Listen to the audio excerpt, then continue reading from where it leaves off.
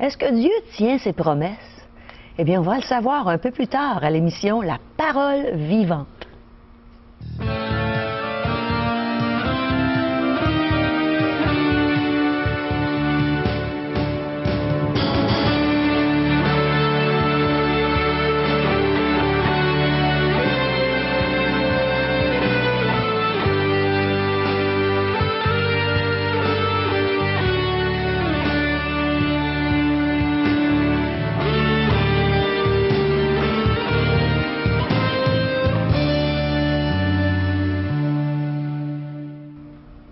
Quelle joie pour nous de nous retrouver avec vous à l'émission La Parole vivante. Bienvenue et aujourd'hui, on a des beaux cadeaux à vous offrir, c'est-à-dire qu'un témoignage de Micheline Consigny que j'ai déjà entendu et que vous allez sûrement apprécier. Et j'ai la joie de vous offrir un chant encore aujourd'hui et vous allez avoir l'occasion de nous rejoindre, de nous partager vos pensées, de nous poser des questions si vous voulez. Alors, allez à 1-877-l'Espoir, 1-877-537-7647 ou sur notre site web espoir.ca. Nous, les humains, ça nous arrive de ne pas tenir nos promesses, malheureusement. Mais il y a quelqu'un, je pense, qui les tient pas mal toutes, hein? Ou toutes, Régent? Et ce ne sont pas des petites promesses. Si vous avez une Bible à la maison, je vous conseille de l'ouvrir au premier livre du Nouveau Testament, qui est l'Évangile selon Matthieu. Et vous allez y retrouver plusieurs textes comme ceux-ci que je vais vous lire maintenant. Et vous ferez votre propre constat.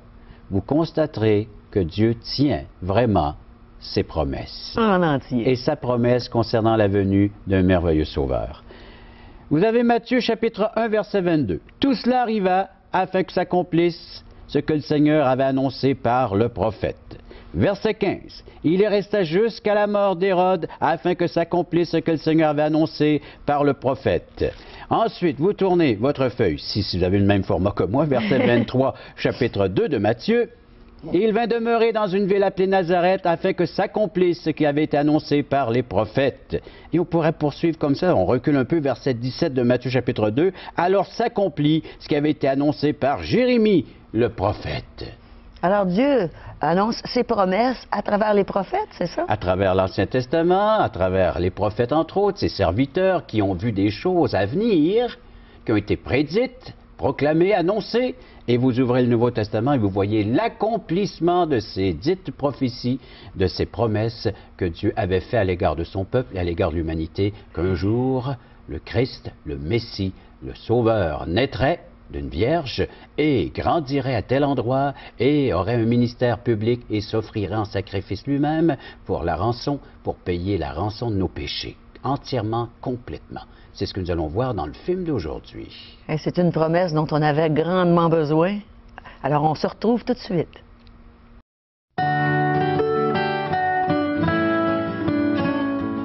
Mes amis, j'ai la joie de vous présenter une très bonne amie à moi. Elle habite au Saguenay. C'est une chanteuse extraordinaire que vous entendez de temps en temps au cours de nos émissions. Alors, je vous la présente. C'est Micheline Consigny. Bonjour, Micheline. Bonjour, Caro. Je suis tellement heureuse de savoir que tu vas nous donner ton témoignage aujourd'hui. Ah, c'est un privilège pour moi. Tu vas nous raconter ce que Dieu a fait pour toi. Oui. Alors, vas-y, Micheline, on t'écoute. C'est ça. Ben moi, toute ma vie, j'ai cherché, à partir de que j'étais très jeune, je cherchais l'éternité, à atteindre l'éternité. Oui. Et je lisais toutes sortes de livres, j'ai passé par les extraterrestres et tout ça, puis il y avait jamais de livre qui me donnait soit la paix ou l'espoir, c'est ça. Et bon, j'ai chanté dans les cabarets, comme tu as dit, toute ma vie, et quand j'ai eu 50 ans, il y a un de mes petits frères qui s'est converti, qui a accepté le Seigneur Jésus comme son sauveur, et plusieurs autres membres de ma famille, et tout le monde priait pour moi. Comment tu trouvais ça, là, dans cette période-là? Je commençais à ressentir, là, tu sais, des petits frottements, là, des petites frictions. Ça t'agaçait un peu. Ça m'agaçait un petit peu. Sauf que j'avais le cou raide, comprends-tu? Et un jour, le Seigneur m'a envoyé un petit coup de fusil spirituel. Ah oui. J'ai tombé malade, je suis venu proche de la mort, et je suis revenu à Québec. Parce que je vivais à Miami à cette époque-là, je ne l'avais pas dit, hein? Oui, je vivais à Miami. Je suis revenue à Québec en convalescence chez ma fille. Et le lendemain matin, elle m'a réveillée avec la musique de Richard Toupin, qui m'a profondément émue. Tu en chantes d'ailleurs du Oui, Richard j'en Toupin chante aujourd'hui? du Toupin, oui. Et lorsque je suis arrivée dans le salon, ma fille m'a dit, « Maman, je fais mon culte, veux-tu le faire avec moi? » J'ai dit, « Oui. » Et elle avait sa petite fille, Marie-Lou, couchée devant elle. Marie-Lou qui était une petite fille handicapée mentale, grave. Et à l'époque où ma fille était enceinte, elle avait des grands projets pour sa fille. Elle voulait faire une ballerine et une vedette avec elle. Puis là, elle me dit, « Maman, ferme tes yeux, je vais prier. » Puis elle prie. Puis elle dit, « Seigneur, je te remercie du privilège que tu me donnes de prendre soin d'une perle en tant que maman. » Là, j'ai ouvert mon œil, puis là, j'ai vu la paix dans sa figure. J'ai vu aussi la joie. Je voyais vraiment l'amour dans sa figure. Et j'ai fondu en larmes. Et là, j'ai dit, « Seigneur, tu dois être sûrement très puissant, puisque tu mets cette paix dans la figure de ma fille. » Et le samedi soir de cette semaine-là, il y avait un déjeuner de l'espoir. Et c'est là que j'ai accepté le Seigneur. Oh là là! Aujourd'hui... Un déjeuner de l'espoir un samedi soir? Un samedi matin. Ah, bon! Je suis mêlée. Mais là, je correct. suis tellement énervée, là, parce que là, j'ai la joie dans mon cœur, c'est sûr. Hein? Puis je suis une exaltée.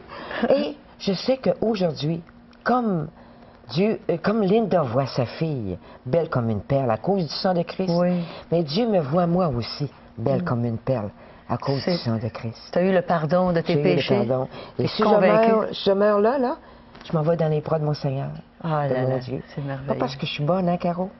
Non, parce que c'est écrit.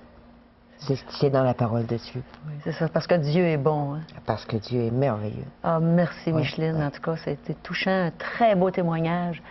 Et quand on pense que Dieu a tant aimé le monde, qu'il a donné son Fils unique, afin que quiconque croit en lui ne périsse pas, mais qu'il ait la vie éternelle. C'est pour vous aussi, mesdames et messieurs. Hein? Vous pouvez avoir cette vie éternelle, tout comme Dieu l'a donné à Micheline, comme il me l'a donné. Alors, Micheline, on espère te revoir bientôt à l'émission. J'espère que oui. Et je pense que tu vas nous apporter des chants à certaines émissions. Oui, c'est ça. Et on va être très, très bénis par ta présence. On l'est déjà aujourd'hui. Chers auditeurs, je pense que vous êtes bien contents d'avoir entendu ce beau témoignage, n'est-ce pas? Alors, merci, Micheline. Merci pour l'invitation.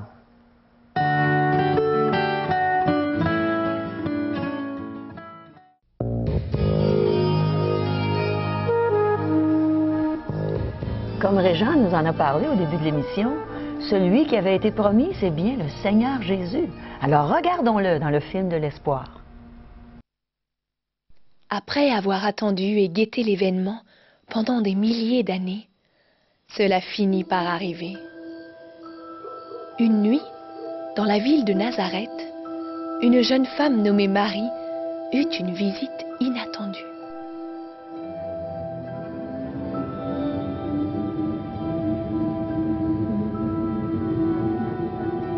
Un ange de Dieu lui dit qu'elle porterait un fils et qu'elle devrait l'appeler Jésus, ce qui signifie « Le Seigneur est notre délivrance ».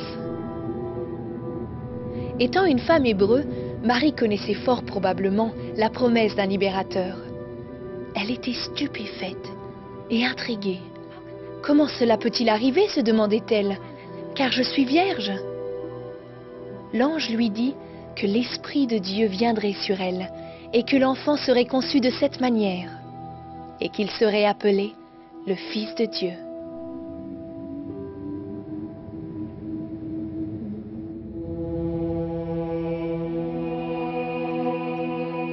Le plan de Dieu était en train de s'accomplir. Mais qui aurait jamais pu imaginer que cela se passerait ainsi? Les anciennes promesses de Dieu laissait à penser que pour vaincre le péché, le libérateur serait sans péché. Tout comme Dieu est sans péché. Mais qui aurait pu s'attendre à ce que le libérateur, promis par Dieu à travers les âges, serait Dieu lui-même, sous une forme humaine?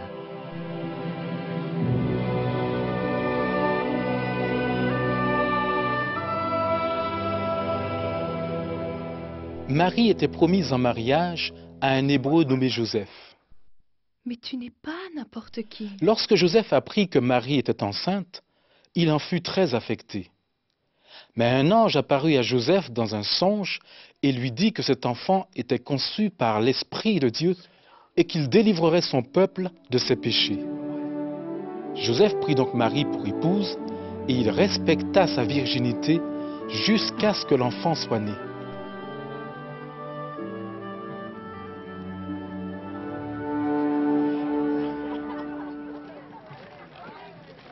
À cette époque, le pays des Hébreux était occupé par une armée étrangère qui obéissait à un souverain habitant dans un pays fort éloigné. Ce souverain ordonna de faire un recensement et décida que chacun se ferait inscrire sur son lieu d'origine. C'est ainsi que Joseph et Marie, qui étaient sur le point d'accoucher, quittèrent leur maison pour aller très loin dans une petite ville appelée Bethléem.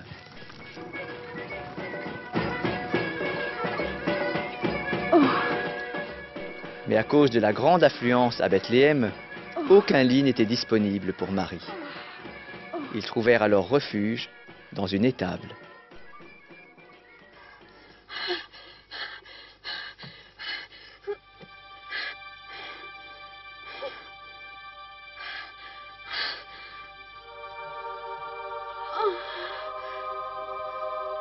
C'est donc ainsi que le libérateur promis, le Fils de Dieu, vint au monde comme un enfant, né dans les conditions les plus humbles.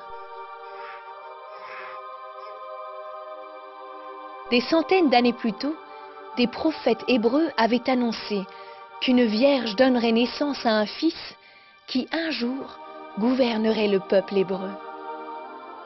Il fut dit de cet enfant que son origine remonte aux temps anciens, au jour de l'éternité. Et comme cela avait été dit à Marie, ils donnèrent à l'enfant le nom de Jésus.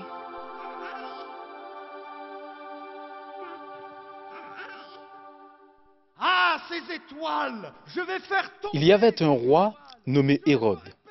Il avait reçu une certaine autorité de la puissance étrangère qui exerçait sa souveraineté sur le pays des Hébreux. Hérode était un homme mauvais.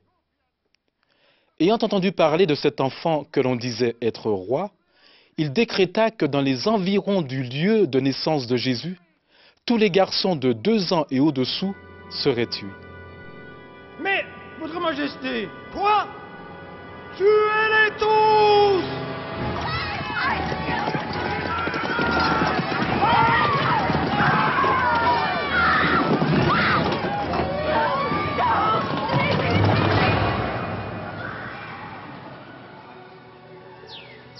Mais avant que cet événement terrible n'arrive, un ange dit à Joseph d'emmener Jésus en Égypte et d'y rester jusqu'à ce que Dieu lui dise de revenir.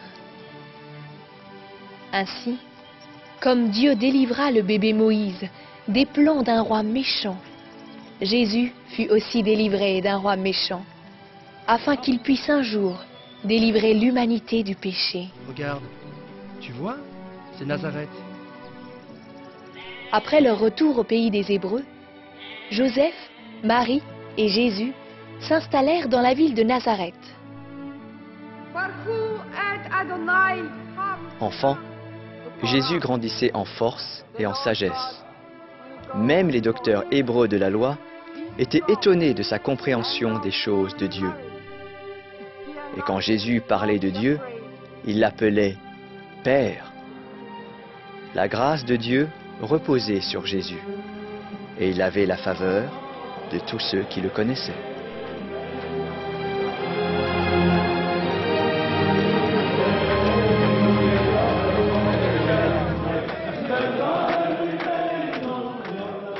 Dans sa croissance de l'état d'enfant à celui d'homme, il demeura sans péché. Et quand Jésus eut environ 30 ans, survint un homme nommé Jean, qui était rempli de passion pour Dieu. Le sacrifice que Dieu demande, c'est un cœur repentant. Alors comment faire pour être sauvé? Repentez-vous! Des centaines d'années plus tôt, des prophètes hébreux avaient annoncé que quelqu'un comme Jean serait envoyé par Dieu pour préparer le chemin du libérateur. Jean allait être le premier à parler de Jésus comme de l'agneau de Dieu qui ôte le péché du monde. Proclamant que le royaume de Dieu était proche, Jean exhortait le peuple à vivre selon les voies de Dieu. Les voies ne sont pas vos voies. Ceux qui acceptaient le défi de Jean de vivre pour Dieu participaient à une pratique appelée baptême, dans laquelle ils étaient recouverts d'eau. Cela exprimait la purification et l'engagement de vivre selon les lois de Dieu. Un jour, Jésus vint auprès de Jean.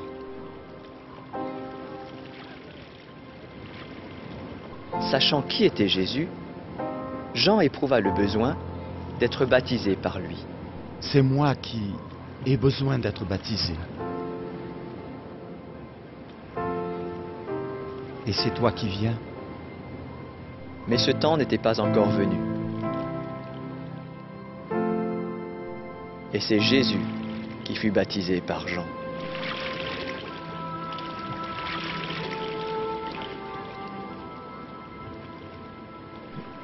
Et lorsque Jésus sortit de l'eau, l'Esprit de Dieu descendit sur lui. Et une voix venue du ciel dit : « Celui-ci est mon Fils bien-aimé, en qui j'ai mis toute mon affection. »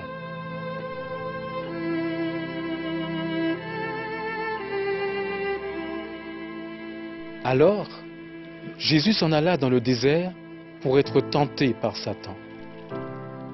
Mais Jésus lui résista, et Satan dut s'enfuir. Cette rencontre au désert était une épreuve. Et de même qu'un métal précieux est éprouvé pour démontrer sa nature, ce test fut une preuve supplémentaire que Jésus était bien le Fils de Dieu, venu sur la terre pour accomplir la volonté de son Père. Ça a été tellement bon de revoir cette merveilleuse promesse de Dieu qui est Jésus lui-même, n'est-ce pas, Régent? Ah, et on parle de la personne avec...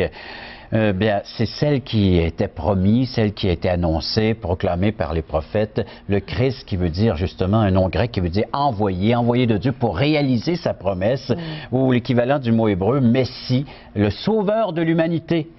Quelques textes, oui, est-ce qu'il est devenu ton sauveur? On pourrait le dire dans le cadre de cette émission.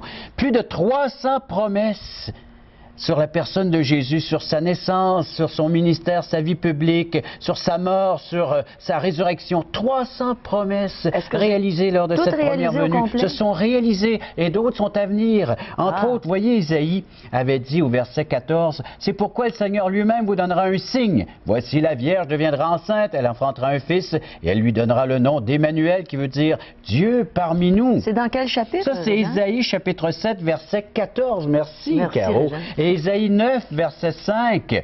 Alors, un enfant nous est né, un fils nous est donné, et la domination reposera sur son épaule. On l'appellera admirable, conseiller, Dieu puissant, Père éternel, prince de la paix. Et tout ça, ça décrit encore l'œuvre et la personne de Jésus-Christ. Et Michée. Est-ce que ça a été annoncé longtemps avant sa venue? Là, on parle de plusieurs... Oui, on parle de longtemps en avance, là. Tout l'Ancien Testament nous parle de la venue de ce Sauveur. Juste vous rappeler un passage du prophète Michée, chapitre 5, verset 1er. « Et toi, Bethléem, Ephrata, petite entre les milliers de Juda, de toi sortira pour moi celui qui dominera sur Israël et dont les activités remontent aux temps anciens, au jour de l'éternité. » Et vous ouvrez le Nouveau Testament et vous avez toutes ces prophéties qui sont là réalisées. Et nous n'avons maintenant qu'à y placer notre foi, notre confiance et à les vivre pleinement. Jésus-Christ, c'est celui qui a été annoncé. Jésus, le Christ, donc le sauveur de l'humanité, nous a été promis. Il est venu ici-bas sur cette terre, il a accompli entièrement ces portions de ces prophéties que maintenant on peut se tourner vers lui et être sauvé d'une condamnation, d'une perdition éternelle. Pourquoi? Parce que Jésus a accompli parfaitement le plan merveilleux de son Père. Et comment est-ce qu'on vient à Jésus pour recevoir la vie éternelle? Par la foi. On se repent, on confesse, on abandonne notre péché, le mal qu'on peut voir dans notre vie, et on réalise que seul Jésus est celui qui peut faire de nous des enfants de Dieu. par sa puissance, par la puissance de Dieu le Père et par Jésus-Christ, notre confiance en lui, nous avons la vie, une vie abondante, une vie éternelle, une vie maintenant qui est agréable à vivre en harmonie avec notre Créateur. Et par le fait même, cela se reflète dans nos relations interpersonnelles. C'est vrai. Et c'est à Jésus qu'on doit se tourner, puisqu'il est l'accomplissement de la promesse concernant le Sauveur. Le seul, l'unique, il n'y en a pas d'autre. C'est le seul qui peut ôter parfaitement le péché de l'être humain et, par le fait même, mon péché, ton péché. Quel beau cadeau le Seigneur nous a fait. Et justement, j'aimerais vous chanter à propos de ce cadeau. Ça s'appelle le cadeau du ciel. Écoutez bien ce que j'ai à vous dire dans mon chant. Je pense que vous allez apprécier.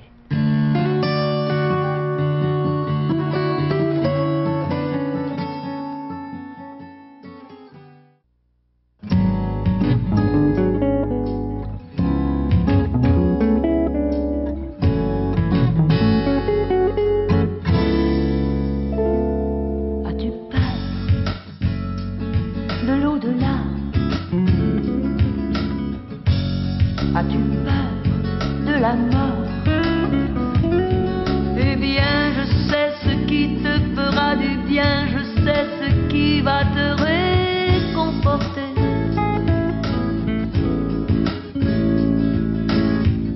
Je te présente mon meilleur ami. Je te présente Jésus-Christ.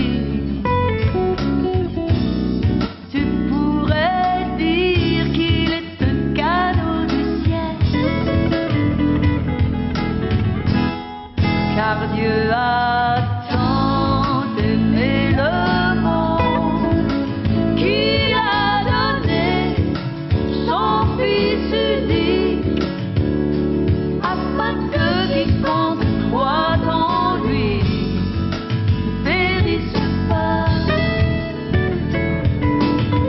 mais qu'il ait la vie éternelle.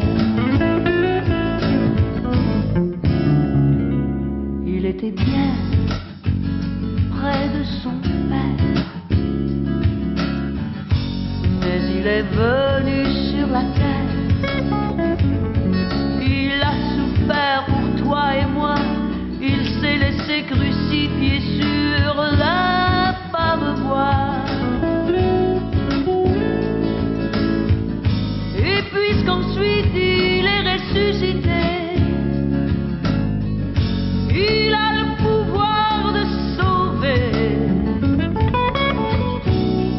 celui qui dans son cœur le laisse entrer.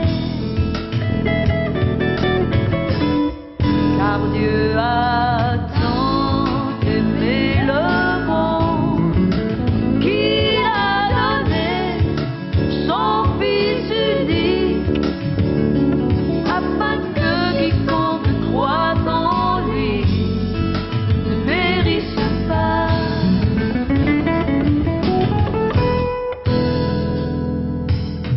Ne veux-tu pas la vie éternelle? Jésus te l'offre aujourd'hui. Dans ton cœur, il veut faire sa demeure. Ton bonheur dépend de lui. Il est si doux, il est au milieu de nous. Dis-lui, Seigneur, viens régner dans mon cœur.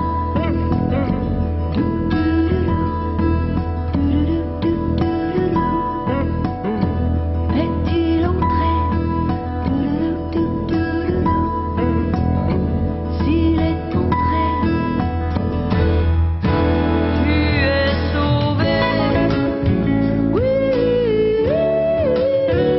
alléluia. Car Dieu a tant aimé le monde qu'il a donné son Fils unique, afin que quiconque croit en lui ne périsse pas, mais qu'il ait la vie éternelle. Mais qu'il ait la vie éternelle.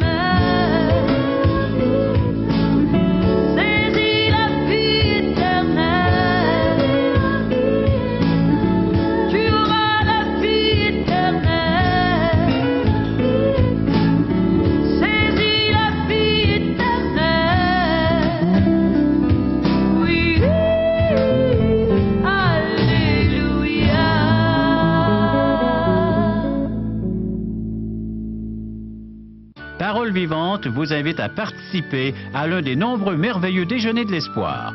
Ces déjeuners ont lieu dans plusieurs restaurants réputés de la région et vous sont offerts gratuitement. Venez entendre le témoignage d'une vie transformée par la puissance de Dieu. Pour connaître les détails concernant l'endroit, la date et l'heure pour votre région, composez le 1-877-537-7647 ou notre site web www.espoir.ca.